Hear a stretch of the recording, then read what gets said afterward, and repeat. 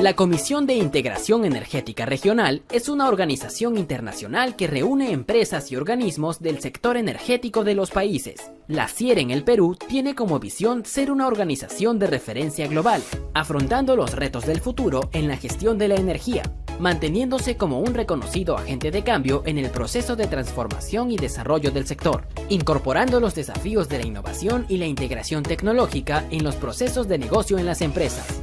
Nuestro objetivo es impulsar la integración del sector energético regional a través de la cooperación mutua, la gestión del conocimiento y la promoción de negocios sustentables, logrando así trascender en el desarrollo de la sociedad y de los países.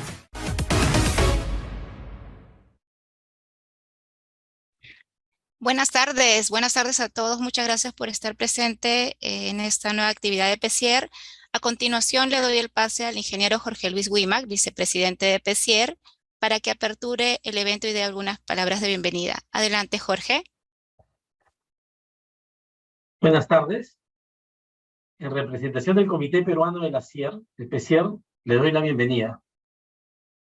El PECIER tiene como objetivo fundamental contribuir en el intercambio de información que promueve el desarrollo del sector energético en el país. Con relación a lo mencionado, venimos presentando diversas actividades de capacitación para compartir experiencias con importantes temas relevantes de actualidad. En esta oportunidad, presentamos el PECIER Live sobre hidrógeno verde, retos, perspectivas y pasos a seguir. Y tenemos programado realizar diversos cursos, webinarios este año. Aprovecho para comentar que el próximo curso virtual Aspecto Constructivo de Transformadores, que se encuentra en inscripciones e inicia mañana 26 de abril. También eventos como el Expo PECIER de este 2023, que va a estar muy activo, con contenidos alineados y compromiso de sumar camino a la integración, interconexión y desarrollo del sector de nuestro país. En la actividad de hoy tendremos la presencia de destacados profesionales como Juan Antonio Gutiérrez, asesor técnico de la Asociación Peruana del Hidrógeno, y Caterina Orozco, líder de la iniciativa de hidrógeno en Ecopetrol de Colombia, quienes desde su amplia experiencia y visión brindarán importantes alcances del tema. No voy a profundizar sobre el tema del hidrógeno verde, pero sabemos que nos referimos a un hidrógeno obtenido sin generar emisiones contaminantes, un hidrógeno sostenible, un combustible que se ha convertido en un vector energético clave para alcanzar la descarbonización del planeta y cumplir con los compromisos marcados en la lucha contra el cambio climático. Ya para iniciar este importante tema, les presento al moderador de la tarde, que estará a cargo del evento y de presentar a los ponentes. En este caso me refiero a mi amigo Luis Flores, gerente de regulación de Enel Generación Perú, que ha desarrollado una sólida carrera con más de 20 años de experiencia profesional en regulación de energía y políticas públicas.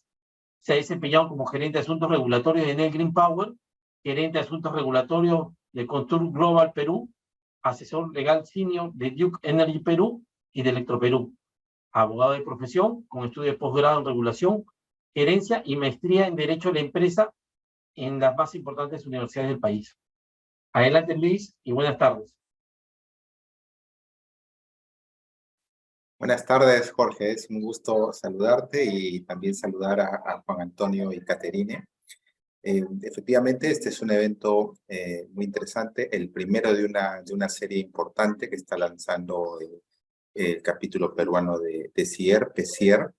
Y nada, primero resaltar la iniciativa, Jorge. La verdad es que necesitamos este tipo de espacios justamente para difundir conocimiento, pero también para discutir, para debatir, porque hay tecnologías, hay políticas, tenemos que hacer muchas cosas durante la transición energética, se nos van imponiendo una serie de desafíos y nada mejor que plantear los temas de manera abierta, transparente y sobre todo discutirlos. Bienvenidos a todos. Hoy vamos a tener las presentaciones de Juan Antonio y Caterine. Antes de pasar a las mismas, les quiero pedir lo siguiente. Primero que cuidemos de mantener los micrófonos apagados, básicamente para no interrumpir la presentación y que todos podamos escucharla atentamente. Lo segundo es que si tuvieran preguntas o comentarios, por favor, los pueden plantear también en el chat. Nosotros los vamos a estar monitoreando y en la parte de preguntas y debate vamos a poder formularlas sin ningún inconveniente. Las cámaras, evidentemente, va a depender mucho de su ancho de banda, pero aquí lo importante es que mantengamos, sí, por favor, los micrófonos apagados. Vamos a tener primero la presentación según el programa de Juan Antonio Gutiérrez, y la segunda exposición será la de Caterine Orozco. Dicho esto, y ya sin más preámbulo, me gustaría presentarles a Juan Antonio. Juan Antonio Gutiérrez es ingeniero químico, es mexicano por la Universidad Autónoma de México y especialista en eficiencia energética por la Cámara Mexicana de Comercio e Industria. Es la AHK de HK. Entre el 2018 y el 22 se desempeñó como secretario técnico de la Sociedad Mexicana del Hidrógeno y actualmente es comisionado para el desarrollo de proyectos en dicha secretaría. Es también especialista en tecnología de hidrógeno con más de 7 años de experiencia. Ha trabajado en desarrollo y ensamble de electrolizadores y en pilas de combustible para aplicaciones móviles, campo en el que cuenta con una formación técnica en el Centro de Hidrógeno de Aragón, España. Actualmente se desempeña también como asesor técnico de la Asociación Peruana de Hidrógeno, H2 Perú, y como consultor senior para la firma NTT Data, donde desarrolla proyectos de consultoría estratégica para la creación de hojas de ruta, de adopción de tecnologías de transición energética, estudios de mercado y acompañamiento a empresas energéticas. También ha participado en el desarrollo de la Estrategia Nacional de Hidrógeno Verde de Costa Rica. Sin más, Juan Antonio, te cedo la palabra para que des inicio a tu presentación. Aproximadamente tienes 25 minutos con cierta flexibilidad. Adelante. Hola Luis, gracias por la presentación y gracias a PECIER y al comité organizador de este evento por la invitación y por el espacio para platicar. El día de hoy vengo en representación de la Asociación Peruana de Hidrógeno, institución en la que me desempeño como consultor técnico desde el mes de octubre del año pasado. Y les vamos a presentar un poco de, primero, un contexto del hidrógeno, no asumiendo que nadie es experto aquí en tema de hidrógeno, entender por qué este vector energético es tan relevante y se habla tanto de él ahora por todas partes. Después vamos a ver un poco de la experiencia de Perú, ¿no? Un poco de su potencial y por qué Perú es un jugador que debería estar hablando también de esto, como ya se está haciendo. Y finalmente presentarles un poco de la hoja de ruta del hidrógeno que ha planteado H2 Perú como una visión de los socios respecto a lo que el hidrógeno podría hacer en el país. Les comparto la pantalla a continuación para que podamos ir viendo la PowerPoint que traigo hoy para ustedes.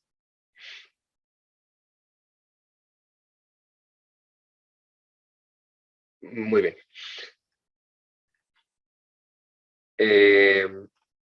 Ok, bueno, primero que nada, es muy importante empezar con el contexto del cambio climático. Es un tema que ahora escuchamos por todas partes y que es pues, muy importante de entender porque de ahí deriva una gran cantidad de acciones que el día de hoy estamos realizando en muchos ámbitos de las actividades económicas. Por el tema, ¿no?, que tratamos hoy, que es el hidrógeno, hablaremos de la transición energética, pero no es el único campo de acción de donde está trabajando para mitigar y adaptarse incluso, ¿no?, a las consecuencias del cambio climático.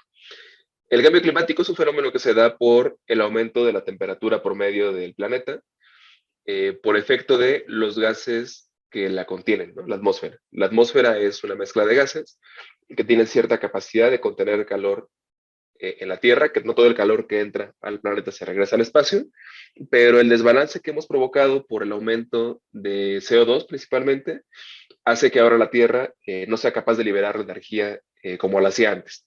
Hay mayor cantidad de energía que se queda contenida en los gases de la atmósfera y eso aumenta la temperatura a nivel promedio global.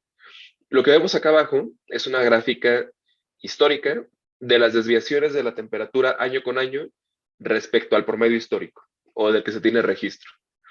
Hablamos del calentamiento global, y a mí me gusta mucho señalar siempre que es el calentamiento global desde que tenemos termómetros, ¿no? Probablemente sí, el planeta antes haya pasado épocas muy frías o muy calientes. Aquí la relevancia de eso no es la temperatura del planeta, sino la velocidad en la que estamos haciéndolo y la trazabilidad que tenemos a una actividad antropogénica, que es el consumo de combustibles fósiles, y la deforestación y otras actividades, ¿no? Entonces, bueno, esta gráfica hace esa medición de la variación de la temperatura año con año desde 1850, que es pues, un buen número de años, ¿no? Son prácticamente, ya van a ser 200, 173 estamos, y vemos que los primeros 100 años, las variaciones típicamente eran hacia la baja respecto al promedio histórico del que se tenía registro. En 1940 se registran los primeros años en los que la temperatura anual del planeta registra desviaciones hacia arriba, a la alta, pero bueno, pues no parece preocupante, parece ser un fenómeno natural, pero vean cómo desde 1975 y hasta la fecha, únicamente se registran variaciones en positivo y cada vez más altas respecto al año anterior. Vemos que el último registro del 2022 teníamos aproximadamente entre 0.9 y 1 grados centígrados de desviación por encima del promedio histórico, y esto nos lleva al siguiente hito, ¿no? de la mitigación, que es el 1.5 grados en el escenario más ambicioso o máximo 2 grados centígrados en el escenario pues menos ambicioso, digamos. Grados en los que queremos contener la temperatura global. Este grado centígrado no significa que no haya un impacto, ya lo existe y ya lo estamos sufriendo.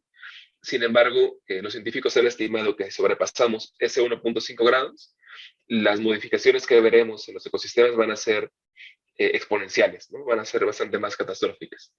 Entonces, bueno, esa es la meta del Acuerdo de París. 1.5, máximo 2 grados centígrados de aquí al 2030 y al 2050 también. Y vemos, hay que entender el origen de las emisiones, ¿no? Ya dijimos que el CO2 es uno de los principales responsables de mantener caliente el planeta. Hay que ver de dónde viene ese CO2. En el año 2016, ¿no? Más o menos, la distribución mundial del CO2 es la que ven en esta curva. 3.2% vino de los residuos de diferentes industrias, 5.2% de la industria de procesos no asociados a la energía. Por ejemplo, el cemento. O sea, el cemento es una cosa que cuando se produce, la reacción a la que se someten los materiales, los minerales, libera CO2 como reacción química. Aparte del CO2 que se emite por el uso de energía, pero bueno, aquí en la industria hablamos de ese tipo de CO2, no asociado a la combustión, sino al proceso químico que ocurre de transformación. Un 18.4% viene de la agricultura, salvicultura y uso de suelo. Con uso de suelo nos referimos cuando un ecosistema natural es modificado a ser un ecosistema de control humano. Y finalmente la energía, ¿no? Que vemos que es el gran contribuyente de CO2 al planeta, con 73.2%. De ahí que es muy importante hablar de transición energética, que es la secuencia de pasos, ¿no? Y modificaciones que haremos en la forma de producir y consumir energía para atacar el problema del cambio climático. También la industria y también la agricultura y más áreas del conocimiento se enfocan en mitigar el cambio climático, pero hoy nos atañe la transición energética, particularmente por este gran impacto que tiene. Acá vemos una gráfica de cómo han ido incrementando las emisiones desde 1925 hasta el 2000 más o menos, 2022. Y en lo posterior tenemos trayectorias trazadas. La trayectoria superior, ¿qué pasaría si nadie actuara en pro de la mitigación del cambio climático? Continuaría la tendencia exponencial de crecimiento.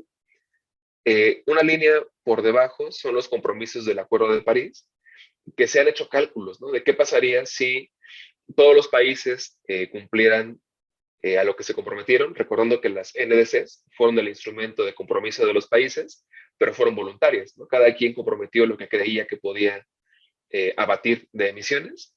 Si todos cumplieran, pues la temperatura ambiental del planeta solo crecería en 3.3 grados centígrados, aún muy lejos de la ambición que se tiene.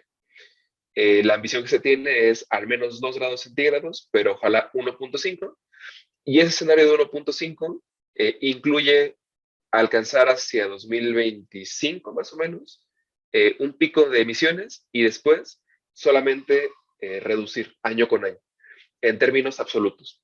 No quiere decir que no vayamos a seguir emitiendo por algunos procesos, pero tendremos que hacer muchas actividades de compensación para que la resta, ¿no?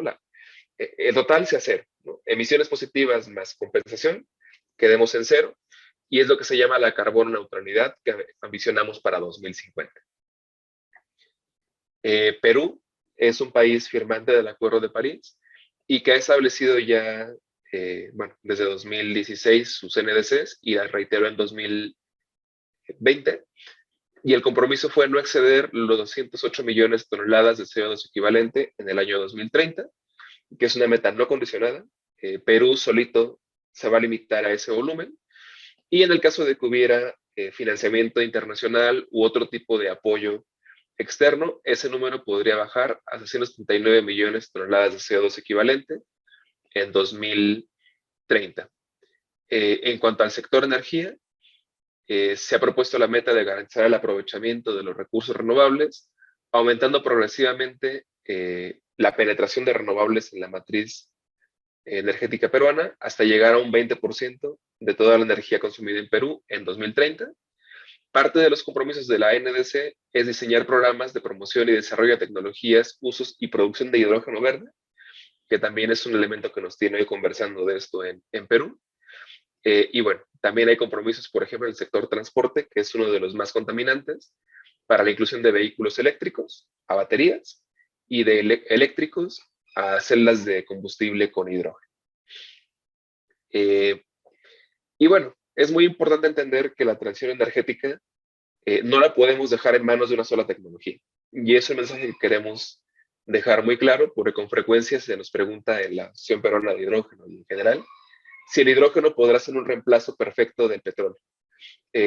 Con el petróleo nos acostumbramos a que un solo energético primario nos daba lo mismo energía para alimentar una podadora de pasto, que un helicóptero, que un barco carguero, que una gran variedad de sistemas de consumo. En el futuro no va a ser así. O sea, antes que nada, platicar que en el futuro el hidrógeno va a ser una solución más dentro de una matriz muy compleja de soluciones. Que si tuviéramos que poner en un orden de jerarquía, de qué deberíamos priorizar para cumplir las metas de contención del cambio climático, sería un poco la secuencia. Primero, estarían las actividades de productividad y eficiencia energética, ya que no hay kilowatt hora más limpio de energía que aquel que no se consume. Sin embargo, las economías tienen que seguir creciendo y los compromisos gubernamentales demandan mejorar la calidad de vida de sus habitantes día con día. Entonces, dejar de producir energía y consumirla no es una opción. Entonces, en el número 2, hagamos que esa energía sea renovable, que venga de fuentes como la solar fotovoltaica, la eólica onshore, offshore, geotermia, etc. Cuando uno logra un suministro de energía renovable confiable, puede pensar en electrificar todo lo que sea posible. Por ejemplo, en la industria hay procesos que ocupan calor, ¿no? Para, no sé, cocer alimentos, modificar las propiedades térmicas de un metal, las propiedades estructurales. Bueno, hay una gran variedad de procesos que se pueden electrificar, ¿no? Que en vez de que consuman diésel para producir calor, consuman energía eléctrica en hornos eléctricos. Después, ¿no? Ya que electrificamos todo lo posible, nos van a quedar ciertos procesos que no son electrificables, ¿no? Por ejemplo, la movilidad de aviones, ¿no? Un avión es muy difícil de electrificar, prácticamente imposible por la dinámica que tiene de peso y velocidades. Lo mismo un barco carguero, por ejemplo. Pensaríamos en toneladas y toneladas de baterías para que un barco pudiera atravesar un océano en 20 días. Entonces, dado que ahí la electrificación tiene retos muy importantes, podemos pensar en vectores energéticos. ¿Qué es un vector energético? Lo vamos a ver ahora, pero en términos generales es una forma de convertir un modelo de energía en otro modelo de energía. Por ejemplo, el hidrógeno, ¿no? Convertir energía eléctrica, solar fotovoltaica, en energía química que sí puedo cargar a un avión o que sí puedo cargar a un barco o que puedo convertir en otra molécula, como podría ser un hidrocarburo sintético o amoníaco, y esa molécula sí puede viajar en un tanque a bordo de los sistemas que mencionaba. Finalmente, como ya les platicaba, va a haber emisiones que ni siquiera el hidrógeno y los biocombustibles puedan abatir. Para todas ellas tendremos que tomar medidas de compensación, como puede ser la captura y el secuestro de CO2, o mecanismos de offsetting, ¿no? Que es una suerte de compensación a través de bonos de carbono, ¿no? Entonces, bueno, como pueden ver, el hidrógeno se sitúa pues no en una parte, ¿no? No es la parte más importante de la cadena de descarbonización, pero es una estratégica, porque va a descarbonizar sectores difícilmente electrificables y que hoy en día tienen volúmenes muy altos de emisiones. El hidrógeno no es una ocurrencia de unos pocos, ¿no? Es una actividad prioritaria en la agenda energética de los países más importantes del mundo. Pueden ver en el mapa de al fondo cuáles son los países que tienen alguna actividad en hidrógeno. No quisiera hablar ahora del detalle, ¿no? De cuál es el azul fuerte, el azul claro y demás, que significa estrategias, quién tiene una estrategia pública en desarrollo o actividades, pero solamente con ver el contraste de colores azules frente al gris, podemos darnos una idea de la cantidad de países que están involucrados en esto. Y algunos de maneras muy ambiciosas, ¿no? Como los que están aquí mapeados. Europa es, sin lugar a dudas, uno de los líderes del desarrollo del hidrógeno. Desde el año 2008 hay una dependencia, ¿no? Llamada el Fuel Cell Hydrogen Joint Undertaking, destinada por la Comisión Europea para desarrollar ese tema en la región. Hay miles de noticias de Europa. Una de las más relevantes es la creación de un banco europeo de inversión en hidrógeno, que va a arrancar operaciones con 3.000 millones de euros para poder habilitar el financiamiento de proyectos de producción, consumo de hidrógeno e incluso de importación, porque la región de Europa es una región con un potencial renovable limitado. Van a poder producir algún volumen de su hidrógeno, pero definitivamente van a requerir importar a otra parte.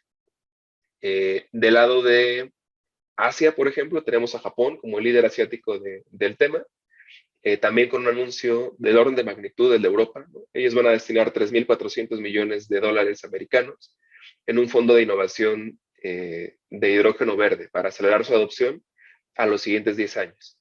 Y adicional a esto, han prometido, o comprometido más bien, una inversión de a 1.6 mil millones de dólares para activar una cadena de suministro entre Australia y Japón. Es decir, Australia, que es un país con mayores dimensiones territoriales y con potencial renovable muy alto, que pueda producir el hidrógeno y llevárselos a ellos a través de barcos. Del lado de América, tenemos a Estados Unidos también como alguien muy agresivo con el tema, quien ha comprometido un apoyo para la producción de hidrógeno verde, y verde es prácticamente 100% renovable, de hasta $3 por kilogramo de hidrógeno que se produzca. Para poner ese número en contexto, actualmente el hidrógeno se puede producir entre unos 5 y $8 el kilogramo, según la escala del proyecto y la ubicación de este. Imagínense, ¿no? Si produjéramos hidrógeno de $6 el kilo y el gobierno de Estados Unidos pone 3 para hacerlo rentable, hablamos del 50% del precio del energético. Y eso lo habilita en muchos de los usos, ¿no? Probablemente hoy el hidrógeno no está tan competitivo frente a un autobús diésel porque es un energético caro, pero si bajo a la mitad el precio de este energético, ahora sí lo hago súper competitivo frente al diésel y a otras aplicaciones. Entonces, este anuncio es uno de los más relevantes en el mundo para el hidrógeno, y bueno, tiene un alcance geográfico limitado a Estados Unidos, pero es algo bastante ambicioso. Algo parecido se ha propuesto ya por Canadá. Es un poco menos ambicioso en cuanto a montos que el proyecto de Estados Unidos, pero también compromete apoyos a la producción de hidrógeno verde, en especie, o sea, en dinero, a partir de la cantidad de emisiones que se logren reducir en la producción de este energético. Y finalmente, bueno, tenemos un gran número de acciones también en el Cono Sur. Una de las más importantes se desarrollan en Chile, que es digamos, el líder regional del hidrógeno por varios temas, ¿no? Uno, porque tiene regiones de alto potencial renovable, En el norte, en la región de Antofagasta, con potencial solar, y en el sur, con los vientos más productivos del mundo en términos energéticos, en la región de Magallanes. Adicionalmente, es un país que entró muy temprano a esta carrera, desde el 2017 ya estaban ellos estudiando el tema hidrógeno, y porque es un país que hoy es un importador neto de energía, y en el hidrógeno ve una oportunidad grande para invertir su balanza energética y ser un exportador de energía. Entonces, bueno, como podemos ver, hay mucho interés, y algo muy interesante del hidrógeno es que va a cambiar de forma importante la geopolítica energética del mundo. Actualmente los países que tienen energía, petróleo, ¿no? Recursos fósiles, esta fue una condición que les dio la naturaleza. Cuando la gente se instaló en esos países, el territorio tenía o no tenía potencial de recursos fósiles, y hoy países como Europa, ¿no? Pues están condenados de cierta forma a comprarle a grandes productores de gas como Rusia o como los Emiratos Árabes, o como la región de Venezuela, que son lugares beneficiados geológicamente por el recurso. Sin embargo, el hidrógeno se va a producir a partir de sol y viento, que es un recurso relativamente homogéneo en el planeta. No todos tienen la misma cantidad, eso es cierto, pero sí que hay un mayor número de países que pueden tenerlo y llevar la energía a ese tipo de países, como Alemania, Estados Unidos, Japón, que de cierta forma cortarían su dependencia con unos pocos actores y diversificarían el suministro de energía a través del hidrógeno. Esto se llama seguridad energética, ¿no? El que un país no tenga que depender de un solo aliado para tener energía, sino que pueda echar mano de un gran número de actores. Y vemos lo que les decía ahora, como países como Chile, que actualmente importa recursos fósiles porque no los tiene, va a tener rutas de exportación de hidrógeno hacia Europa, hacia Asia, un poco lo mismo Uruguay, que Uruguay no es un importador como tal, pero va a haber magnificado, ¿no? Su potencial de exportar recursos. Habrá países como los países árabes que, si son buenos en esta carrera, podrían conservar su dominio del mercado energético, porque además de tener recursos fósiles, tienen extensiones territoriales altas, grandes, y con alto potencial de radiación solar. Entonces, ellos también pueden ser un actor del hidrógeno verde. Entonces, bueno, eso como un mensaje de importancia. Perú actualmente es un país exportador de gas natural y es un país del estilo de los árabes, ¿no? Que podría mantener esa posición de exportador de energía al tomar la oportunidad de aprovechar sus recursos energéticos renovables. ¿Tiene Perú recursos energéticos renovables? Es lo que vamos a ver ahora. Este mapa nos muestra en un código de colores del azul al rojo, donde azul es menos potencial y rojo es más potencial, ¿qué países podrían tener mayor competitividad en la producción de hidrógeno o menores costos? Vemos que las regiones más rojas del mundo es esta región de China, al norte de la India. Por ahí hay algunos puntos en África, perdón, y lo que les decía, ¿no? Al norte de Chile, Antofagasta, y al sur, Magallanes. Y en esta región norte de Chile, pues tenemos el sur de Perú, que es una región de alta irradiación solar. A nivel de precios, vemos que Perú podría producir hidrógeno entre 2.6 y 1.6 dólares por kilogramo, que en cierta forma está dentro del rango de los países que hoy declaran querer ser exportadores de hidrógeno. Australia, por ejemplo, está entre los 2.4 y 2. O sea, Perú podría ser más barato que Australia en ciertos proyectos. Marruecos está entre 1.8 y 2, que se prevé que sea la fábrica de hidrógeno para Alemania. Y bueno, el caso de Chile sí tiene un promedio un poco menor al de Perú, pero esos son tendencias nacionales y es algo muy importante de entender. No porque el promedio nacional de un país sea mayor que el de otro, quiere decir que no se puedan encontrar regiones específicas de cada país donde pueda haber proyectos viables. Entonces, de esta gran foto, ¿no?, del mundo, lo que podríamos poner como mensaje es que Perú tiene las condiciones naturales para ser competitivo. ¿De qué dependerá que lo logre? Del trabajo que sea. Entrando un poquito más al detalle de Perú, no platicarles un poco de los potenciales renovables que tiene el país. Tiene un potencial solar de 25.000 megawatts, un potencial eólico de 22.500 uno geotérmico de 3000 y uno de biomasa de 1200. Esto nos da más de 50 gigawatts de energía renovable disponible para, primero, cubrir la demanda energética del país y después producir hidrógeno. Esos números, en contexto, ¿qué tan grandes son? Bueno, dentro de la Asociación Peruana de Hidrógeno se desarrolló el año pasado un estudio de análisis del costo de producción y de consumo de hidrógeno en el Perú. De producción, ¿no? Que es el costo al que sale el hidrógeno de la máquina que lo produce, del electrolizador. Y cuando hablamos de consumo, incluimos el transporte. Porque una realidad de Perú es que los potenciales renovables más altos están en la región norte y en la sur, pero la mayor demanda por la actividad industrial del país está en la región centro. Entonces, ese estudio identificó los principales nodos de demanda y los puntos más calientes para la producción, estimó la distancia y calculó el costo de transporte. Para 2030, Perú podría producir hidrógeno tan barato como $2.5 por kilogramo, y se estima que la demanda requeriría entre 630 y 850 megawatts de electrólisis, lo cual se traduce a una capacidad de renovables entre 960 y 1300 megawatts. Y bueno, el transporte impactaría un 30% el precio de la molécula yendo desde el lugar de producción hasta los centros de demanda. En 2050, que es una foto bastante más objetiva del hidrógeno, por el tiempo que va a tomar esto en madurar como mercado, podemos ver que el precio puede ser tan bajo como $1.13 por kilogramo y tan alto como 1.6, ¿no? Que es muy barato en términos valores presentes, ¿no?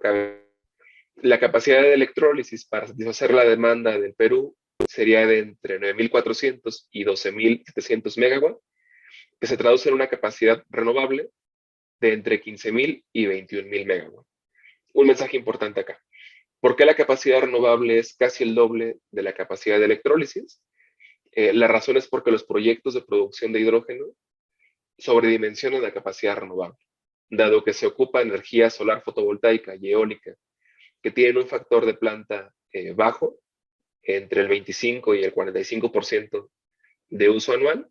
Tenemos que poner más cantidad de renovables para aprovechar al máximo el recurso energético y aumentar el número de horas que se usa el electrolizador. Por eso el factor es de hasta casi el doble, ¿no? de renovables respecto a electrólisis. Pero poniendo en contexto ese número, 21.000 megawatts frente a 50.000 megawatts que Perú tiene técnicamente identificados de potencial renovable. ¿Qué quiere decir? Que de aquí a 2050 Perú no solo podría satisfacer su demanda de hidrógeno y descarbonizar un buen número de actividades, también tendría un potencial en exceso bastante amplio para poder comercializar ese hidrógeno o sus derivados a nivel internacional, ¿no? Para exportar. Para que esto ocurra, en Perú se han desarrollado una serie de actividades que llamamos habilitantes, ¿no? Para que un mercado exista, tiene que haber una regulación, tiene que haber actores organizados, tiene que haber clientes, ¿no? El hidrógeno hoy es una molécula que tiene algunos clientes, pero para que cumpla su función de descarbonización, tiene que tener muchos más clientes. Gente que lo use para el transporte, para la industria, para producir calor, etc. Algunos hitos en Perú. En febrero de 2021 se formó la Asociación Peruana de Hidrógeno como un esfuerzo del sector privado que hoy reúne a más de 60 socios y afiliados interesados alrededor del hidrógeno. Se incluyen empresas energéticas, empresas mineras, aerolíneas, empresas del sector industrial, ¿no? Muchas de ellas conocidas, de las que están ustedes viendo acá. Además, H2 Perú ha hecho alianza con otras asociaciones gremiales del sector de renovables y del sector hidrógeno. Tiene un par de socios estratégicos que son firmas de consultoría que le brindan conocimiento alrededor de la transición y del hidrógeno, y también tiene socios profesionales, gente independiente que se afilia y bueno, eso, ¿no? Consultores independientes, ingenieros independientes, etc. Actualmente, en Perú se encuentra en desarrollo la Estrategia Nacional de Hidrógeno Verde, que es un instrumento de política pública que está creando el MINEM con la ayuda de una firma consultora bajo una cooperación técnica con el Banco Interamericano de Desarrollo. Y esa estrategia va a contener los lineamientos para que el Perú pueda entrar al negocio del hidrógeno. ¿Qué sectores son prioritarios? ¿Qué proyectos se pueden esperar en el corto o mediano plazo? ¿Qué acciones regulatorias hay que ejecutar para que Perú pueda florecer este mercado, etcétera? Eso está en desarrollo ahora. Empezó en el mes de diciembre y esperemos que por ahí de agosto haya un documento público. Adicionalmente, el MINEM ya ha firmado un acuerdo de colaboración con H2 Perú para desarrollar actividades alrededor del tema. Al menos 4 proyectos pilotos se encuentran ahora en preparación en el país, 2 del sector minero, 1 de producción de amoníaco verde y 1 de producción de metano sintético.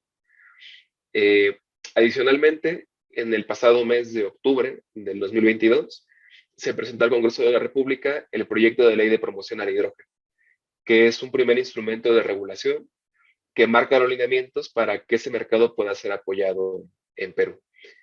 Incluye algunas definiciones, ¿no?, para entender de qué hablamos cuando hablamos de hidrógeno verde, en qué usos se puede emplear el hidrógeno en Perú.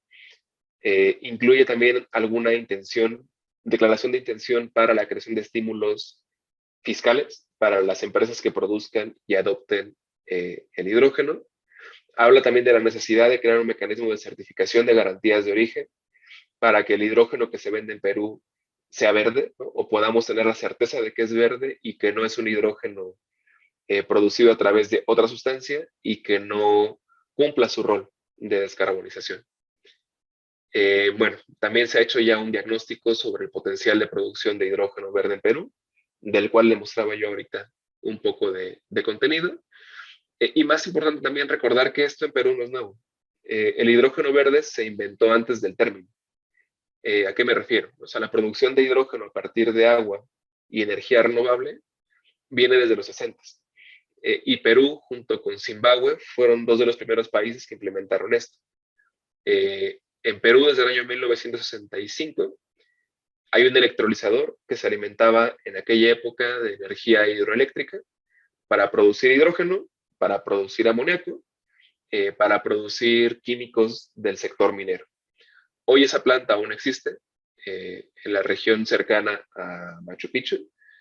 Es propiedad de Lucius Cachimayo y aunque actualmente esa planta ya se energiza con electricidad de la red, Cachimayo ha hecho un acuerdo junto con Engie para comprar certificados de energía limpia del tipo I-REC para certificar que su hidrógeno es renovable. Entonces, el hidrógeno verde se produce en Perú hace muchos años, solo no tenía esa denominación y tampoco esa relevancia por su efecto descarbonizante.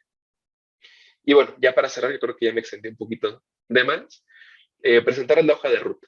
Ahora no quiero entrar al detalle porque me tomaría más tiempo, solo platicarles cuál es la filosofía detrás de esta hoja. Y es plasmar los hitos desde la visión de los asociados de H2 Perú, que deben pasar entre ahora y el 2030 para que el hidrógeno tenga las reglas necesarias para florecer como un mercado. Hay acciones en el campo multisectorial, acciones de índole regulatoria, identificación de oportunidades de mercado. Hacia 2030 se ha identificado ya que Perú podría tener hasta 1 gigawatt de electrólisis, principalmente por efecto de proyectos piloto y proyectos industriales en sectores donde el hidrógeno será competitivo tempranamente. Entre el 30 y el 40 se seguirán desarrollando ese tipo de oportunidades para aumentar la demanda y hacia el 2040 se espera que ese ya sea un mercado que crezca bajo reglas del mercado naturales, leyes de oferta y demanda, en un contexto en el que la descarbonización ya ha sido priorizada. ¿A qué me refiero? A que ya hay una imposición a la contaminación, ¿no? Quien contamina paga impuestos, de forma que será más barato utilizar tecnologías limpias que utilizar combustibles fósiles contaminantes. Y a 2050, que este mercado ya sea maduro en Perú, las grandes metas que se tienen a la vista es que haya por lo menos 12 gigawatts de electrólisis instalada en el país, con los 21 gigawatts que veíamos asociados de energía renovable, un precio que sea tan bajo como $1 por kilogramo de hidrógeno, costo de producción, y que el hidrógeno haya reemplazado 100% a los combustibles fósiles en industrias muy pesadas y de alta demanda energética, como el acero y el cemento. Y además, se esperaría que el hidrógeno haya llegado ya a transportes como el marítimo, que son como una segunda prioridad para muchos países, dado que una buena parte de esas emisiones cae en el ámbito internacional y no cuantifica para países en específico. Hay más enfoque ahora en el transporte terrestre que cuantifica, y aparte hay un problema de salud pública en las ciudades donde hay muchas emisiones por el transporte, no así el marítimo. Entonces, bueno, naturalmente se prevé que en Perú el transporte terrestre permee tempranamente entre el 30 y el 50, pero ojalá para 2050 también estemos contribuyendo ya en la descarbonización del transporte marítimo y otros, ¿no? El aéreo, etcétera. Entonces, les dejo este documento, que si lo quieren consultar a detalle y ver qué dice cada línea, está disponible en la página de la Asociación Peruana de Hidrógeno, h2.p, y será todo de mi parte. Muchas gracias y disculpen que me he extendido un poco del tiempo. Ha sido sin querer. Excelente presentación, Juan Antonio. Yo creo que es un panorama completo de cómo está el hidrógeno, digamos, la importancia que tiene en la descarbonización y la transición energética, las posibilidades que ofrece, pero sobre todo las perspectivas, ¿no? Es decir, esto tiene que tener una visión país.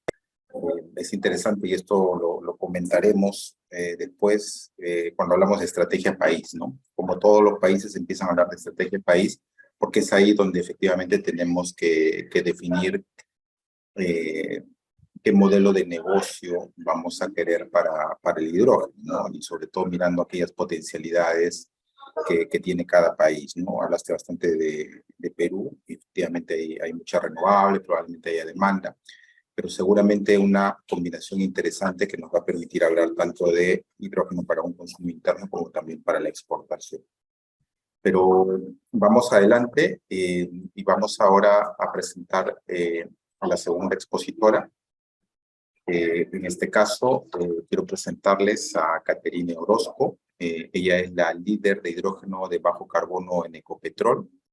Es ingeniera química de la Universidad Industrial de Santander y cuenta con un MBA de la Universidad de los Andes.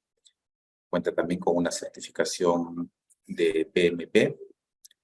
Tiene más de 14 años de experiencia en el área de ingeniería de oil and gas, refinería y petroquímica, donde se ha desempeñado también como líder de descarbonización, líder de proceso, ingeniería de proyectos y desarrolladora de nuevos negocios a nivel de estudios de factibilidad, ingenierías conceptuales básicas y de detalle para facilidades de procesamiento de crudo y gas, refinerías e industrias químicas. Caterine Orozco, y esto es importante resaltarlo, ha sido galardonada como una de las 50 mujeres más influyentes en el sector del hidrógeno, en el segmento de uso industrial y cambio, por el Hydrogen Economist en el 2023, este año.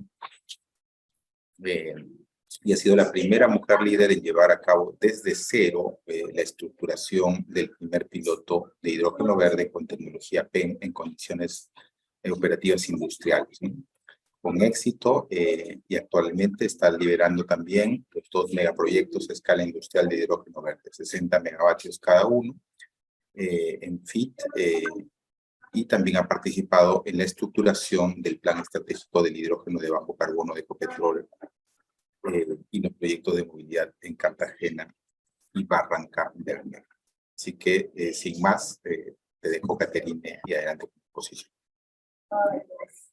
Buenas tardes a todos, muchas gracias por la invitación. Para mí es realmente un honor poder compartir estos espacios porque me ayuda a entender la realidad de Latinoamérica. Y yo creo que nosotros realmente tenemos una gran oportunidad como región de que nos volvamos los exportadores no solamente hacia Europa, sino hacia Asia, y yo creo que con lo que nos presentaron anteriormente nos dimos cuenta como de todo el potencial que tenemos. Yo les quiero presentar lo que estamos haciendo en en Colombia, que si bien no lo vi así como tan fuerte en la presentación de Juan, estamos haciendo cosas acá en Colombia. Les voy a hablar de una oportunidad que es muy bonita, y es que nosotros ya en Colombia, desde hace unas 2 semanas, tenemos un piloto de movilidad de hidrógeno en buses del sistema de transporte público de la ciudad de Bogotá. Entonces, poquito para que conozcan, Ecopetrol es la empresa de energía o de petróleo realmente de Colombia. Sin embargo, cuando ustedes van y miran qué es lo que estamos haciendo, se dan cuenta que nos hemos expandido, no somos una empresa de hidrocarburos, somos una empresa de energía, que tenemos presencia, como ustedes lo ven, en toda Centroamérica, en varios puntos de Latinoamérica, y llegamos a Singapur. Nosotros hasta hace, yo creo que menos de un año, éramos una empresa que efectivamente estábamos muy enfocados en la parte de hidrocarburos. Sin embargo, Ecopetrol se dio cuenta que con esto de la transición energética teníamos que evolucionar. ¿Y cómo evolucionamos? En este momento tenemos 3 segmentos. Uno que es las operaciones que siempre hemos tenido de hidrocarburos, y así se llama nuestro segmento. Una parte que se llama interconexión, y es una empresa que se llama ISA, que es de transmisión eléctrica y que nos lleva a toda esta parte de transmisión de electrones, que es muy importante para todo lo que es la transición energética. Y por último está nuestro segmento, que es un segmento de solución de bajas emisiones, que lo que nosotros tenemos en nuestro maletincito, por decirlo así, es hacer de las bajas emisiones un negocio rentable para Ecopetrol. ¿Y qué estamos viendo en bajas emisiones? Estamos viendo todo lo que es hidrógeno, estamos viendo generación renovable, solar, eólica, geotermia, y estamos viendo una componente muy importante que es captura de carbono, porque esta tecnología nos ayuda realmente a tener esto de que es bajas emisiones. Nosotros, como estamos diciendo que vamos a hacer un negocio, lo que tenemos es un plan de inversiones del 2023 al 2025 solo en bajas emisiones de $1.1 billón, y estamos comprometidos que al 2040 nosotros debemos ser el 14% de la contribución del EBITDA. En esta parte de solución de bajas emisiones también estamos trabajando gas y GLP, que es como la parte más madura que tenemos en bajas emisiones. Ecopetrol tiene una estrategia al 2040, es una estrategia que, como ustedes ven, tienen 4 pilares, no voy a abundar en estos. Creo que el más importante aquí es decir que la parte de hidrógeno, cuando uno la mira, posiblemente la podría estar encajando en sostenibilidad, sin embargo no es así. En cada uno de esos pilares que ustedes ven, estamos encajando toda la estrategia de hidrógeno, porque es muy importante que esto sea un negocio. ¿Y por qué es muy importante que sea un negocio? Para que realmente sea sostenible en el tiempo y realmente tengamos ese cambio que estamos esperando de la parte del hidrógeno. Nuestra ruta, o qué hemos soñado nosotros con el hidrógeno, es hoy en día nosotros en nuestras refinerías, que tenemos 2, una en Cartagena, que es como en la costa, y una en Santander, que es como en el centro del país. Entre esas 2 refinerías nosotros hacemos una producción de 130.000 toneladas de hidrógeno gris, que como todos ustedes lo saben, lo hacemos con metano, partimos la molécula, y hay una parte que es el hidrógeno que lo llevamos hacia nuestras refinerías para hidrocraquear y para hacer como limpieza de todos los combustibles, para que queden en la calidad que necesitamos para no contaminar. Y de estos 130.000 toneladas, 90% es gris, y ya tenemos un 10% que es azul. Pero nosotros lo que hemos dicho es, de estos 130.000, vamos a aumentar nuestra producción hasta 1 millón de toneladas de hidrógeno. Y ese 1 millón de toneladas de hidrógeno va a ser de bajo carbono. Va a tener un 40% de producción de hidrógeno verde, un 30% de producción de hidrógeno azul y un 30% de producción de hidrógeno blanco, que es un hidrógeno que se produce en el subsuelo, así como producimos hoy en día gas. La diferencia es que el gas es un combustible fósil que no es renovable, mientras que el hidrógeno blanco sí es renovable porque está en constante producción, muchas veces asociados a reacciones de hierro. Ahora, de esta canasta de colores de hidrógeno que tenemos, estamos apostando para que 60% sea nacional y 40% sea de exportación. Y de aquí al 2040, para ese 1.000.000 de toneladas, vamos a invertir 2.500 millones de dólares en proyectos y deberíamos tener un EBITDA de 400 millones de dólares promedio año. ¿Cómo lo vamos a hacer? Lo vamos a hacer paso a paso. El primer paso se llama Horizonte 1. Y aquí nosotros estamos haciendo operaciones propias, crecimiento, y estos son esos proyectos que nos decían que estamos liderando de 60 megas, son proyectos industriales que estamos haciendo en nuestras refinerías y que van a tener operación más o menos en 2025 y son de hidrógeno verde. Tenemos movilidad terrestre, que es lo que les voy a mostrar ahorita, que ya iniciamos, y tenemos hidrógeno blanco, que de aquí al 2030 deberíamos saber cuánto potencial tiene el país y cómo va a ser el desarrollo que vamos a hacer con esto. Ahora, en el Horizonte 2 tenemos mezclas con gas, tenemos la conversión de estos 130.000, el 90% lo vamos a volver azul, y tenemos que empezar a producir nuevos productos, no hidrógeno solamente, sino metanol, amoníaco, porque realmente con los derivados es que uno promueve la demanda, porque es mucho más fácil de consumirlo que solamente teniendo hidrógeno. Y aquí también vamos a tener movilidad marítima, que si ustedes se han dado cuenta en las tendencias que nos están diciendo, antes decían vamos a hacerlo con metanol, ahora lo que vemos es que la tendencia está más hacia, antes era amoníaco y ahora hacia metanol.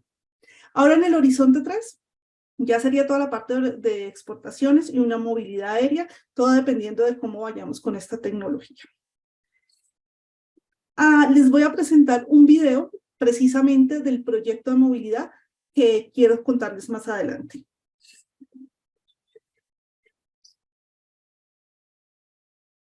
Nuestro compromiso con el planeta nos inspira y por eso el futuro se escribe con H de hidrógeno, un energético abundante, amigable con el medio ambiente y poderoso para avanzar hacia la transición energética. Hoy cumplimos un hito que nos acerca a ese mañana. Inicia el piloto de movilidad sostenible del primer bus para transporte público que rodará con energía renovable por las calles de Bogotá. Un hecho histórico para el país y América Latina. El hidrógeno de bajas emisiones es una de las fuentes de energía con las que afrontaremos el cambio climático, generaremos oportunidades económicas e impulsaremos el desarrollo social. Nos emociona ser líderes y pioneros en la producción, desarrollo y uso del hidrógeno. Así avanzamos en nuestro propósito de mover a Colombia con nuevas energías para asegurar un futuro sostenible.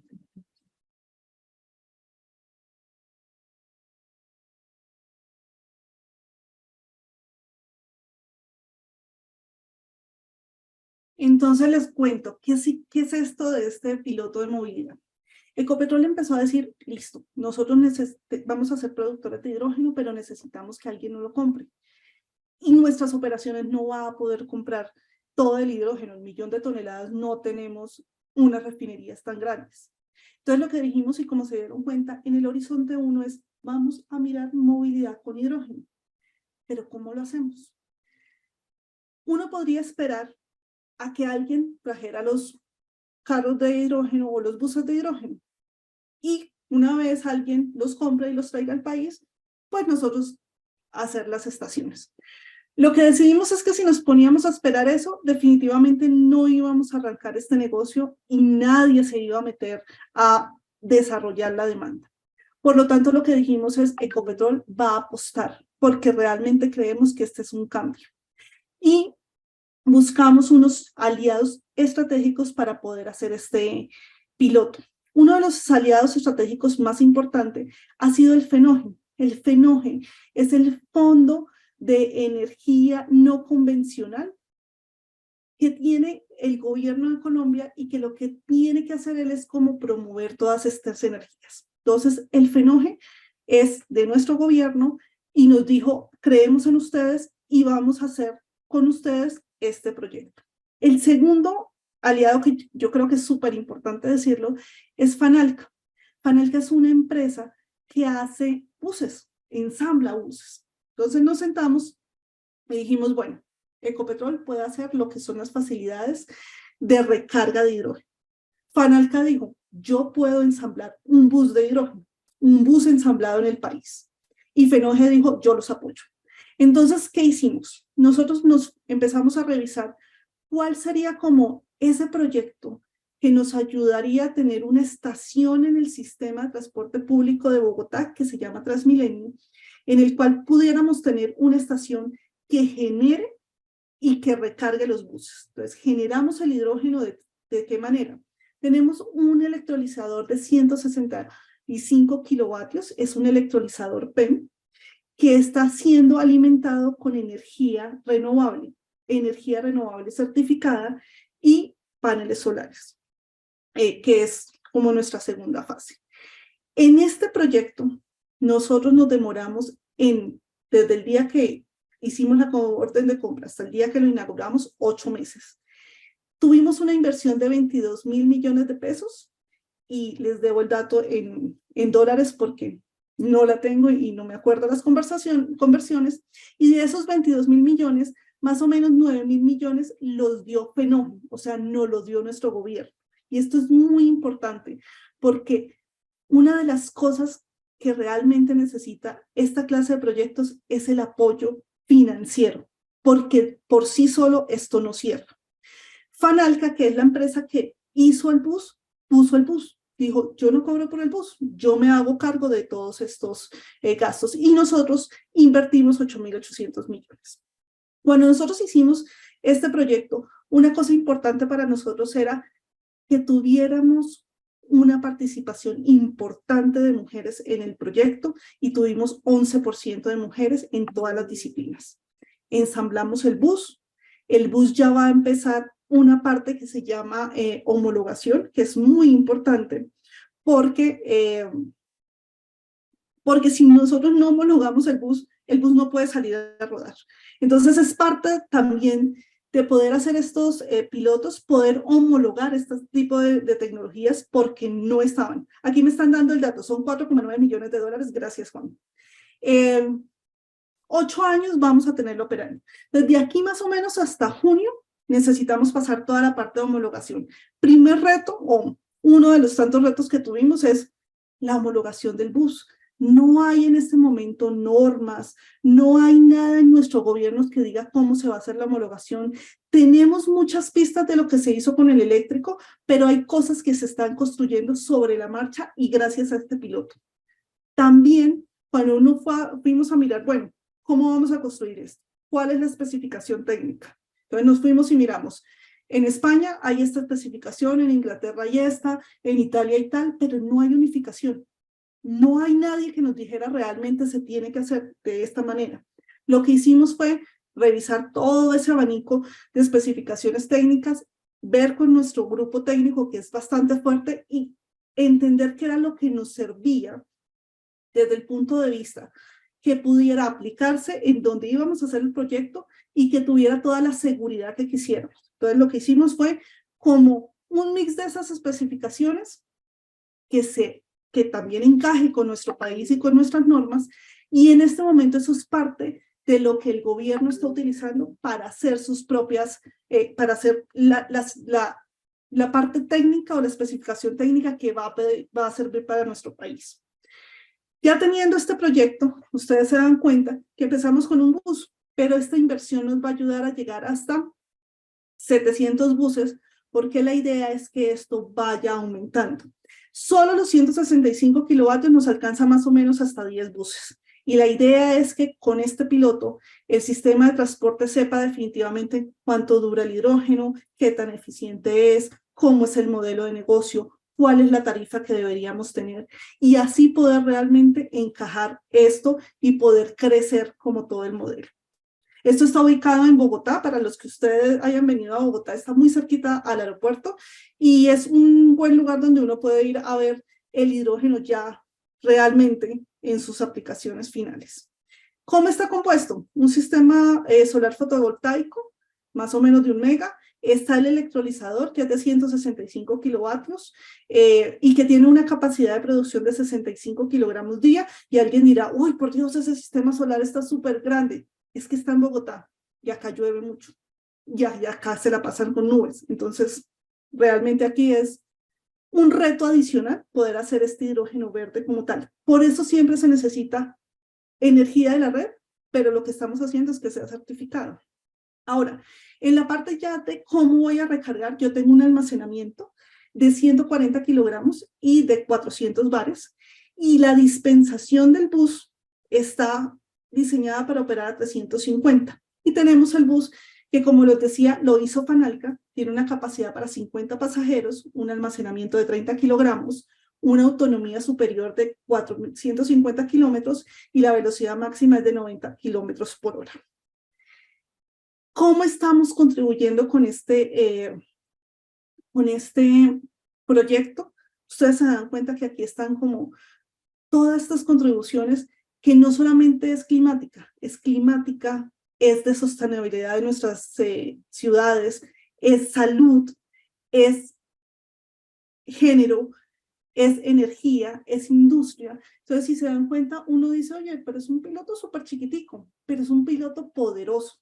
Y el hidrógeno tiene eso, es una energía poderosa, es una energía que no solamente la estamos haciendo para que tengamos menos CO2, no, la estamos haciendo para desarrollar una economía baja en emisiones que nos mantenga en el status quo que vivimos hoy en día, porque la transición energética es eso.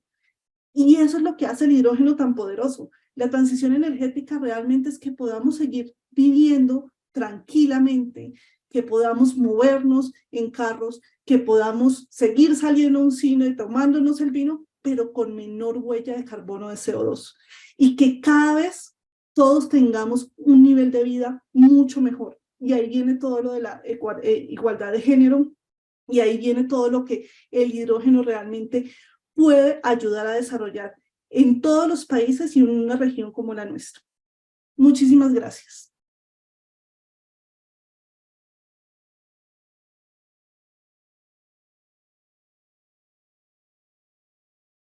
Muchas gracias, Caterina. Muy interesante toda esta visión, todas estas iniciativas que está planteando Ecopetrol sobre el hidrógeno verde y, bueno, particularmente esta última iniciativa que parece bastante novedosa.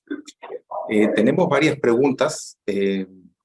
Yo quisiera plantearles una a cada una y después escoger solamente algunas de las que están, pero yo creo que pueden englobarse en las que les quisiera plantear ahora, ¿no? Primero para Juan Antonio, el tema de la estrategia, ¿no? De esta estrategia nacional. Nosotros acabamos de escuchar que el hidrógeno sí podría jugar un rol interesante para alcanzar los objetivos de descarbonización o de carbono neutralidad, sobre todo en aquellos sectores difíciles de abatir. Esto es la parte más compleja. Hay niveles para la descarbonización y efectivamente, tú lo has dicho muy bien, el hidrógeno puede ser una alternativa interesante, ¿no? Entonces, la maduración de esta tecnología efectivamente podría presentarse como una oportunidad muy importante. Pero ¿cómo la abordamos desde ahora, ¿no? Las estrategias nacionales.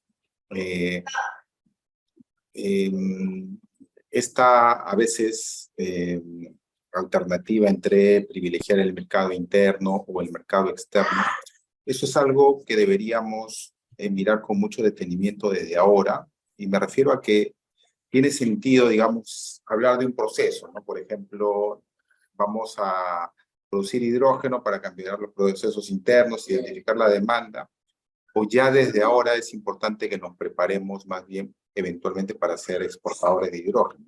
Ahí mostraste un mapa con las cantidades de billones de dólares de ciertos países que están dispuestos efectivamente a pagar por el hidrógeno.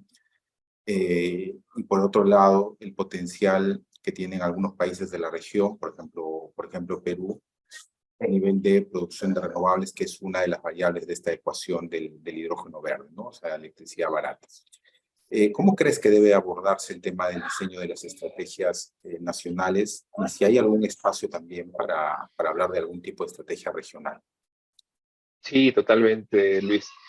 Mira, las estrategias nacionales se plantean desde las necesidades de cada país, ¿no? O sea, si uno analiza la estrategia u hoja de ruta, ¿no? Por ejemplo, de Colombia o de Costa Rica, pues son bastante diferentes, ¿no? Son países con características diferentes, con recursos diferentes, con un tamaño de población diferente, con una cantidad de emisiones por sector distinta, pero más aún si uno analiza una estrategia latinoamericana frente a la japonesa, el giro es completo, ¿no? O sea, Japón tiene un enfoque muy alto a la creación de tecnologías, al desarrollo de nuevos productos y a la importación del gas. ¿Por qué? Pues porque tienen bastantes empresas de base tecnológica que ya están involucradas en el desarrollo de equipos hace ya años, ¿no? Incluso ya décadas, pero no tienen potencial para producir. Entonces, primero que nada, cada estrategia se hace desde la necesidad de cada país. En el caso del Perú, no es la excepción, ¿no? Se está analizando para empezar cuáles son las necesidades de descarbonización local y cuáles son las potencialidades para llevar al mercado externo. Los países latinos en general somos propensos a la exportación porque somos países de gran extensión territorial y con una irradiación solar y vientos favorables. Sin embargo, mi opinión personal del tema es que debe ser acompañado. ¿A qué me refiero? Seguramente hoy hay países que tienen ya mucho más potencialidad para comprar hidrógeno y que sus empresas tienen los mecanismos necesarios para pagar el sobrecosto de un energético más caro que el gas natural, por ejemplo. No todas las empresas peruanas tendrían esa capacidad, ¿no?, de absorber un sobrecosto de combustibles. Entonces, la exportación de hidrógeno representa una oportunidad para capitalizar hacia lo local. Si yo tengo un proyecto, ¿no?, local que demanda 100, pues hago un proyecto de 300, empiezo exportando un poco y a través de ese flujo de ingreso pudiera ser que yo permita que el hidrógeno local sea más barato, ¿no? O incluso, les pongo un ejemplo, ¿no? Acá en México tenemos una región al norte de altísimo potencial renovable, pero con una escasez de agua grandísima. Bueno, pues qué tal que ponemos una planta de desalinización utility scale, que parte de su agua se destine a la municipalidad, otra parte a la producción de hidrógeno, y a través del modelo de exportación de hidrógeno hacia Japón, ¿no?, que es una ruta directa a través del Pacífico, apoyamos a que la municipalidad pague menos por el agua que está consumiendo, a través del ingreso al flujo de efectivo del hidrógeno que se está pagando en Japón. Ese tipo de modelos pueden ser rentables para que los países adopten, ¿no? Y el otro extremo de solamente exportar y no adoptar, me parece poco viable, porque el objetivo del hidrógeno es descarbonizar las economías. Entonces, estaríamos regalando un recurso a otros países para cumplir sus metas de descarbonización y seguiríamos consumiendo combustibles sucios con un impacto a la salud pública muy importante en nuestros países. Entonces, ambos son importantes. La exportación es un mecanismo de viabilización de las inversiones locales, pero la adopción local no debe perderse de foco porque representa salud para nuestros habitantes, ¿no?, en los países latinos. Gracias Juan Antonio. Y eso me abre pie justamente para la pregunta que le quería plantear a Caterine. Es muy interesante la hoja de ruta que plantea Ecopetrol, ¿no? Digamos, siempre con una visión de mediano y largo plazo, ¿no? Y claramente con acciones inmediatas. Está evidentemente alineado con el objetivo de cumplir el Acuerdo de París. Eso es bastante bueno. Con un piloto sumamente innovador, además, porque este va un poco más allá, ¿no? Porque ya empieza a mirar las posibilidades que puede tener el hidrógeno en el transporte urbano, lo que ya de por sí se ve bastante avanzado. Pero ahí, Caterine, una de las cosas que nosotros empezamos a mirar en estas discusiones sobre qué tipo de incentivos dar, pasan por, ¿es necesario promover algunos pilotos o es necesario promover la aplicación ya directa en algunos procesos? Y ahí es donde encaja justo lo que tú nos has expuesto ahora, ¿no? Evidentemente Ecopetrol ya es un productor de hidrógeno para sus operaciones y hay un plan de transformación. Entonces a mí me interesaría mucho que nos cuentes, ¿no?, a todos un poco cómo es que hay este plan de sustitución, de transformación del hidrógeno gris hacia el hidrógeno verde. Y, por ejemplo, ¿qué tipo de procesos son los que ustedes están pensando en sustituir, ¿no? O sea, nosotros, desde el lado del hidrógeno, un poco lo vemos en macro, ¿no? Necesitamos incentivo, necesitamos promover los pilotos, necesitamos la institucionalidad, la definición, pero del lado de la demanda puede ser pasiva, puede ser muy activa. En este caso sí tenemos una demanda bastante activa y creo que sí sería importante, si nos puede contar un poquito más con algo de detalle, estos procesos que pueden ir siendo convertidos hacia el uso del hidrógeno verde, ¿no? Sustituyendo el hidrógeno gris. Bueno, ¿cómo les cuento? Entonces, si uno se pone a pensar que va a poder hacer sustitución del hidrógeno gris al azul en este momento, no se va a lograr. ¿Y por qué? Porque el hidrógeno gris en la mayoría de las refinerías cuesta menos de $1, sobre todo en aquellos países como el mío que tiene producción de gas. Entonces yo tengo una producción de hidrógeno gris a menos de $1 y tengo una producción de hidrógeno azul o verde en más o menos $4 o $6. Si tú ves, yo estoy utilizando hidrógeno gris de $1 para producir gasolina y la gasolina tiene un valor de, digamos, $5, por decirte algo. Si yo cambio este hidrógeno hoy en día ya por un hidrógeno azul que cuesta $4, pues la gasolina debería subirse en alguna proporción. Y la gasolina es realmente un combustible que es muy importante para que todo el mundo se mueva. Y las subidas de precio en los países no son fáciles.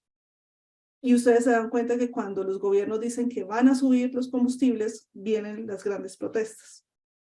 Ahora, si lo quisiera hacia un verde, imagínate. $1, lo paso a $6 y la gasolina 5, pues efectivamente eso no da.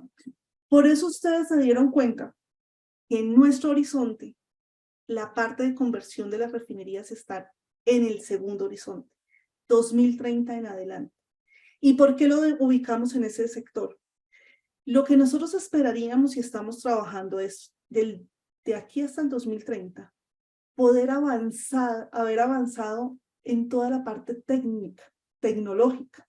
Entonces, si ustedes se dan cuenta, en hidrógeno verde, por ejemplo, hoy estamos con tecnologías PEM y alcalina, pero se están desarrollando tecnologías como la SOEC, que va a ser una tecnología que va a utilizar prácticamente vapor como inyección, como materia prima, y por lo tanto, lo que uno espera es que esos costos bajen. Adicionalmente, necesitamos que baje la generación de energía renovable, que hoy en día en nuestros proyectos más o menos es el 70% del costo del hidrógeno. Entonces necesitamos que la energía renovable baje, que la tecnología baje. Necesitamos, si quisiéramos hacerlo en azul, necesitamos ver dónde vamos a hacer ese almacenamiento de CO2 en el subsuelo. Hoy en día, en Colombia, no existe una regulación para poder hacer esas inyecciones en el subsuelo. Ecopetrol ha avanzado y avanzará durante un tiempo en cuáles son las áreas que tenemos en el país para poder hacer esos almacenamientos. Pero necesitamos regulación para poder hacerlo. Vamos a hacer unos pilotos en los próximos años que va a ayudar a desarrollar esa regulación, así como lo estamos haciendo ahorita con el que les acabo de contar. Entonces, sí es muy importante hacer pilotos, porque los pilotos le ayudan al país a entender qué necesitan en regulación. Porque lo que tú decías, todos estamos diciendo, necesitamos regulación, pero cuando te enfrentas al proyecto y estás haciendo y estás comprando, estás montando, estás operando, estás aprendiendo, te das cuenta, me falta esta regulación, nadie sabe cómo se importa un electrolizador, o sea, ahí es que uno cae en cuenta realmente de qué es lo que se requiere.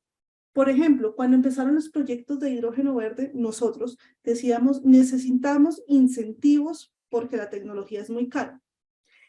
Y si te das cuenta, en nuestro país tenemos unos incentivos tributarios poderosos que se hicieron muy enfocados en eso. Y nosotros, cuando hacemos proyectos de hidrógeno verde, no tenemos que pagar el IVA de los equipos y no tenemos que pagar ciertos impuestos, porque cuando nosotros lo visualizamos en el país, dijimos, eso es lo importante. Hoy en día nos dimos cuenta que eso es lo importante, sí, pero que nos faltó la parte de renovables y que ahí estaba el 70% del costo, no solo en el CAPEX.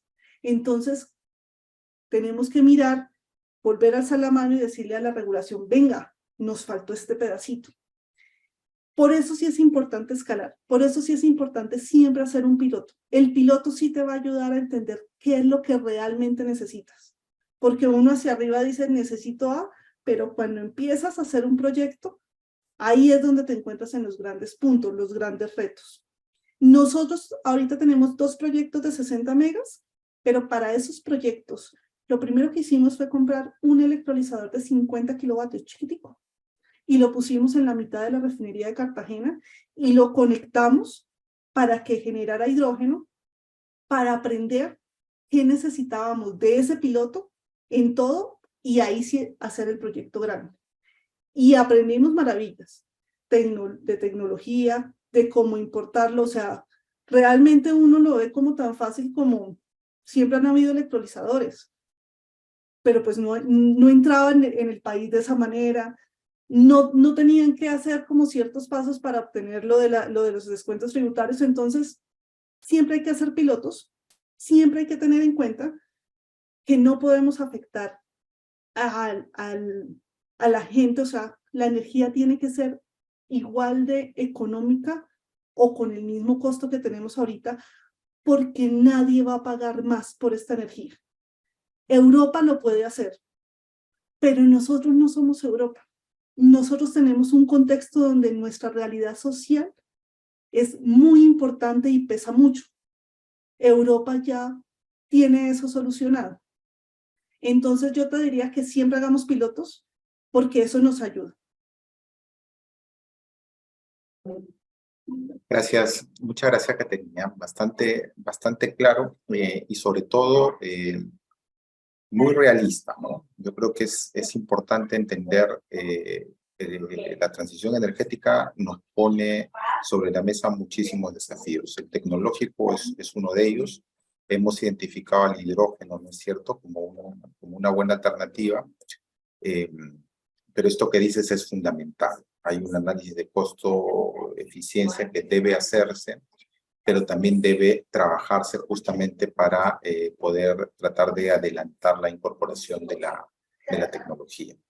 Y ese es un trabajo, evidentemente, en el cual también la política pública tiene que entrar. Efectivamente, si encontramos esto como una oportunidad de desarrollo y de crecimiento, pues los incentivos, sea para desarrollar pilotos o sea para ya aplicación directa, tienen que estar presentes, ¿no? De otra manera, va a ser complejo justamente por un tema de costo-eficiencia, ¿no? Aunque querramos cumplir nuestros objetivos climáticos, evidentemente, tú lo has dicho muy claro, tenemos también que analizar los costos y beneficios que pueden impactar los costos sociales de esto al consumidor final, ¿no? Y en ese sentido, ustedes que están bastante involucrados en este tema, ¿cómo están viendo la curva de reducción de costos, ¿no? Hay mucho entusiasmo respecto a la reducción de costos del hidrógeno. Sí, el año pasado prácticamente todo ha tenido un parón, incluso alza de costos, digamos, por las circunstancias ya conocidas. Pero, ¿cómo ven hacia adelante? ¿Cómo están viendo las tendencias, ¿no? Porque el gran desafío viene por el lado de los costos de los electrolizadores. Entonces, ambos, por favor, coméntenos un poquito de este tema.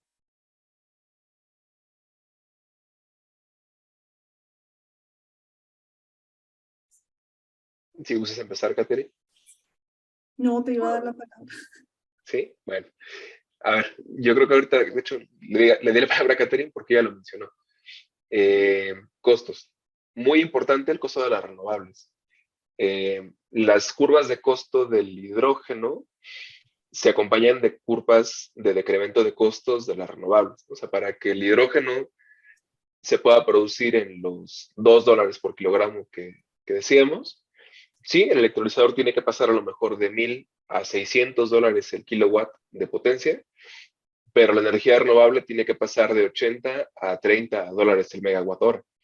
Entonces, digamos, la energía renovable tiene un poco ya el camino andado, porque es una energía que se demanda independientemente del hidrógeno. Y la demanda de electricidad siempre es creciente.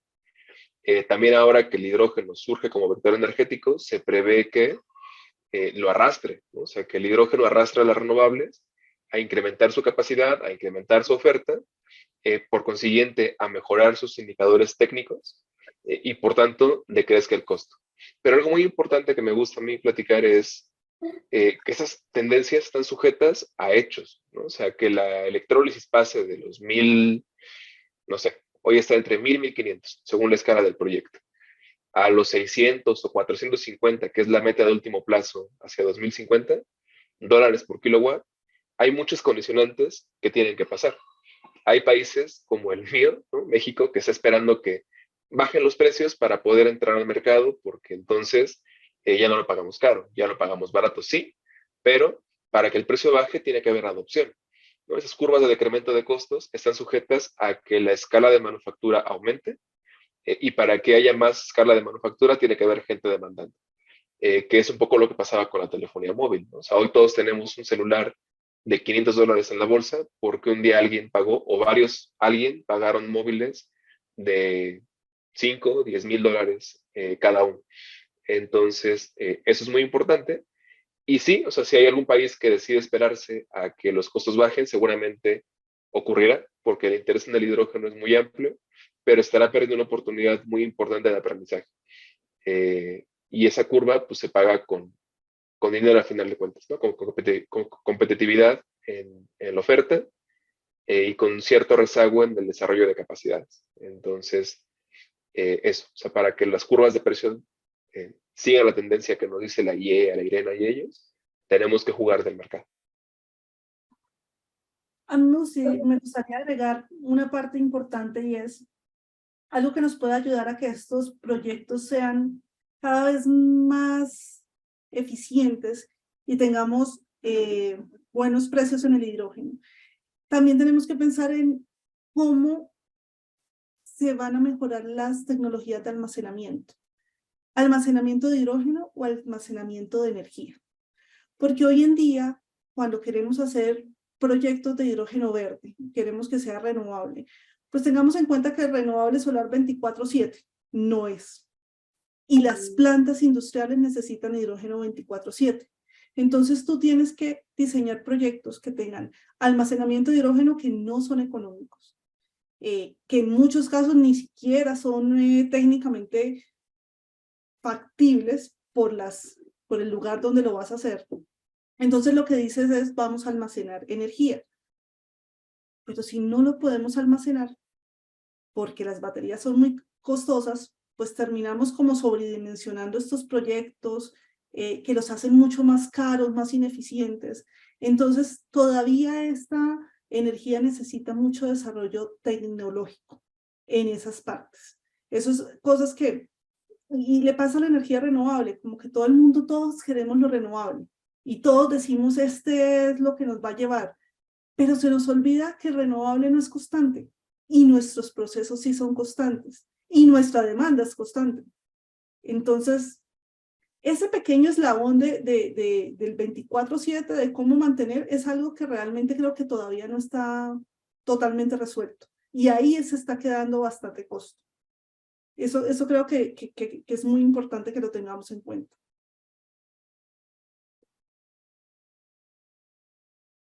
Gracias, Caterina, gracias, Juan Antonio. Son las 6, así que estamos a tiempo, exactamente en la hora. Nada, agradecerles nuevamente su participación, agradecer a todos los que nos han acompañado, casi 1 hora y media en este evento. Sí nos queda muy claro que el hidrógeno va a ser es una oportunidad para la región de desarrollo. Creo que hemos abordado esto con mucho pragmatismo y mucho realismo, pero con una perspectiva también, ¿no? Técnica, económica, climática, es decir, lo que efectivamente se tiene que ver, una perspectiva integral. Y nos queda seguir empujando, ¿no? Porque creo que desde el lado de la sociedad civil, evidentemente, ya se ven hechos concretos, ¿no? Este piloto que nos muestra y esta hoja de ruta que nos muestra concretamente Ecopetrol, pero también, ¿no? Otros países, ¿no? Como Chile, que ya han empezado a trabajar en pilotos concretos, en Perú, que ya se está empezando a diseñar una hoja de ruta, tratando de aprovechar también todo el potencial de renovables. Yo creo que nos va a permitir generar un espacio para seguir empujando. Nos falta mucho la política pública, la regulación y los incentivos. Creo que esa combinación es la que efectivamente va a permitir que nosotros podamos desarrollar esta industria del hidrógeno verde con éxito, ¿no? Que es lo que queremos.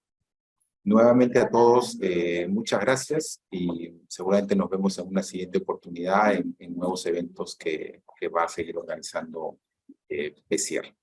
Nos vemos pronto, ¿eh? Cuídense mucho. Gracias.